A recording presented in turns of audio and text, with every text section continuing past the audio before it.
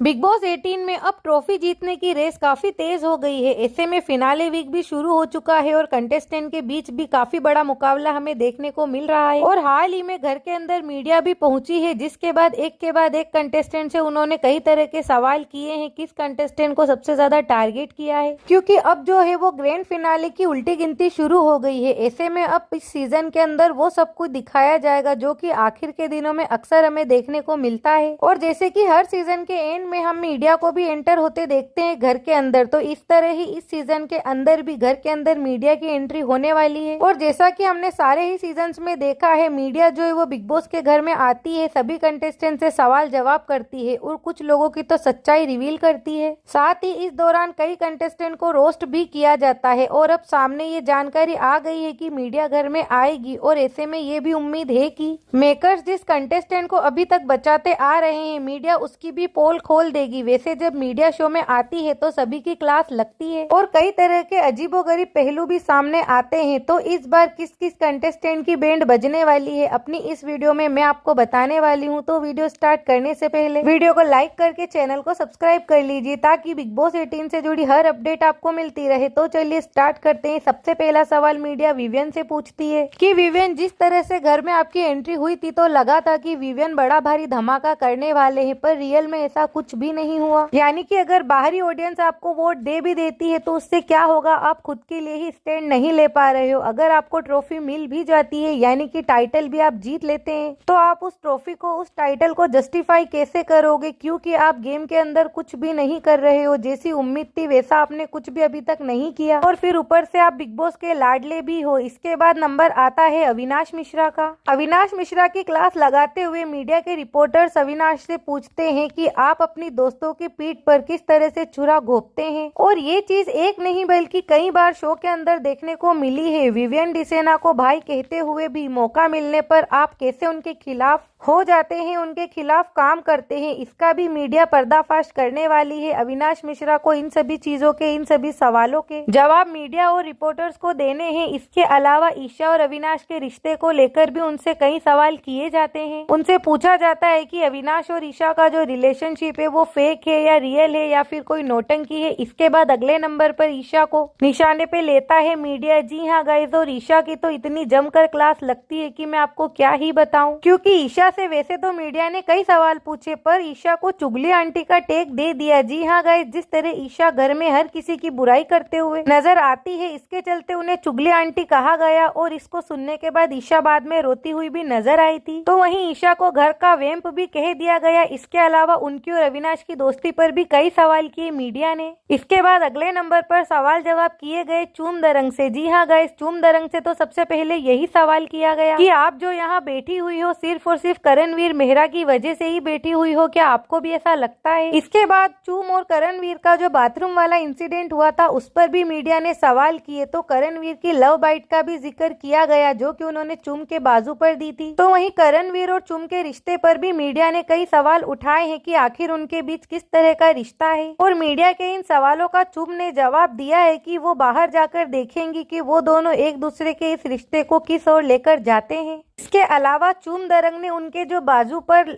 Love bite दी गई है करणवीर के जरिए, उसको भी लेकर बात की है। चूम ने कहा कि करणवीर मेहरा ने जो उन्हें बाइट दी है वो कोई गलत वे में नहीं है, उन्होंने काफी फ्रेंडली होकर ये चीज की थी। और आगे उन्होंने ये भी कहा कि वो और करणवीर मेहरा एक दूसरे के काफी अच्छे दोस्त हैं, और बाकी की चीजें जो है वो बाहर जाकर देखेंगे। इसके अलावा करणवीर मेहरा और चूम दरंग जो एक ही कंबल में सोते हैं, इसको लेकर भी चूम दरंग से मीडिया ने कई सवाल किए हैं। यानी कि मीडिया ने ये बात तो क्लियर कह दी है कि चूम दरंग अगर यहाँ पर हैं तो सिर्फ और सिर्फ करणवीर मेहरा की वजह से है, ना कि उनकी गेम की वजह से। इसके बाद अगले नंबर पर मीडिया ने लिया है शिल्पा शिरोडकर को। मीडिया ने शिल्पा शिरोडकर से सबसे पहले यही पूछा कि क्या आपकी कोई सेल्फ रेस्पेक्ट नहीं है, क्योंकि विवियन डिसेना आपको कई बार कह चुके हैं कि मुझसे दूर रहिए। यहाँ तक कि कोहनी तक हाथ जोड़ के विवियन ने आपको कह दिया कि आप मुझे यहाँ मिली है, बाहर मत मिल जाना। फिर भी आप विवियन के आगे पीछे घूम रही हैं, उससे सॉरी बोल रही हैं। इस पर शिल्पा शिरोडकर कहती हैं कि सिर्फ एक सॉरी बोलने से काफी कुछ ठीक हो जाता है, कई चीजें हैं जो हील हो जाती हैं। है। इस पर मीडिया शिल्पा शिरोडकर को टोकते हुए कहता है कि यहाँ पर कोई सत्संग नहीं चल रहा है। जो आप प्रवचन दे रही हैं कि एक सॉरी से ये हो सकता है वो हो सकता है, ये बिग बॉस का घर है और इसके अंदर बिग बॉस के हिसाब से ही खेलिए। इसके बाद अगला नंबर आता है करणवीर मेहरा का। करणवीर मेहरा से भी ज्यादातर तो चूम और उनके रिश्ते को लेकर ही सवाल किए जाते हैं। इसके अलावा करणवीर मेहरा पर यह भी आरोप लगाया मीडिया ने कि वो नैरेटिव सेट करने की कोशिश करते हैं, नैरेटिव सेट करने के लिए काम करते हैं, बातों को काफी घुमाते फिराते हैं। इसके अलावा टिकट टू फिनाले टास्क की बात करते हुए मीडिया ने करणवीर पर यह भी आरोप लगाया कि वो बार बार विवियन को गेम से बाहर करने की कोशिश कर रहे थे। इसके अलावा मीडिया ने करणवीर मेहरा से विवियन के रिश्ते को लेकर भी सवाल किए हैं। करणवीर मेहरा पर पैसे देकर विवियन के खिलाफ बाहर नेगेटिविटी फैलाने का आरोप लगाया। इस पर करण ने कहा कि उनके पास खुद का पीआर कराने के पैसे तक नहीं है तो वे विवियन के खिलाफ कैसे पैसों को यूज करेंगे।